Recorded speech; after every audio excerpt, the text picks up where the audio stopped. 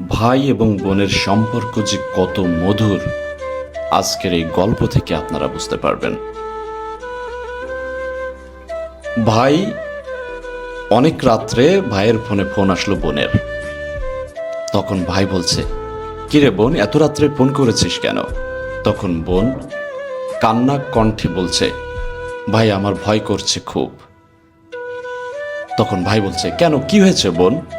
বোন বলছে, বাইরে প্রচুর বৃষ্টি হচ্ছে ভাইয়া, আর মাঝে মাঝে বিদ্যুৎ চমকাচ্ছে, আমার খুব ভয় লাগতেছে ভাইয়া। তখন ভাই বোনের এপার থেকে বলতেছে, তোর শ্বশুর বাড়ির সবাই কোথায়? বোন তখন বলছে, ঘরের বাইরে থেকে তালা দিয়ে ওরা সবাই বেড়াতে গেছে, বাড়িতে আমি একা। তখন ভাই বলছে, ভয় পাস না বোন, তোর ভাইয়া তোর সাথে আছে। বোন বলছে, তুই কিন্তু সারা রাত আমার সাথে কথা বলবি। ভাই বলছে, বলবো। 5 মিনিট পর ভাই তার ফোনটা কেটে দিল।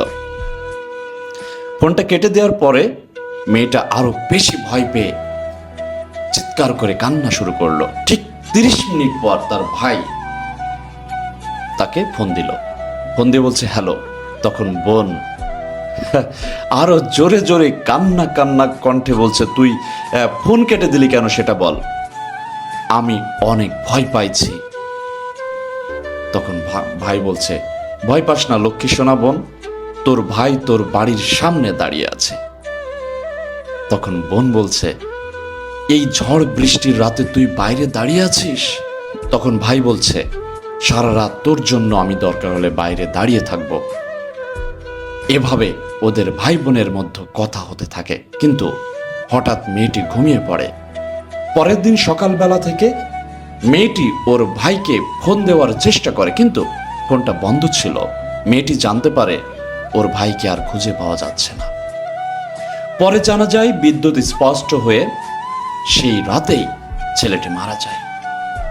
মেয়েটি এই খবরটি শোনা মাত্রই চিৎকার দিয়ে অজ্ঞান হয়ে যায় আর আস্তে আস্তে কোমায় চলে যায়। কিন্তু এখনো গ্রামবাসীরা বলে, যখন আকাশে মেঘ করে, জোরে বাতাস হয়, ঘন ঘন বিদ্যুৎ চমকায়, তখন নাকি ওই মেয়েটির শ্বশুরবাড়ির সামনে কারোর চিৎকারের আওয়াজ শোনা যায়।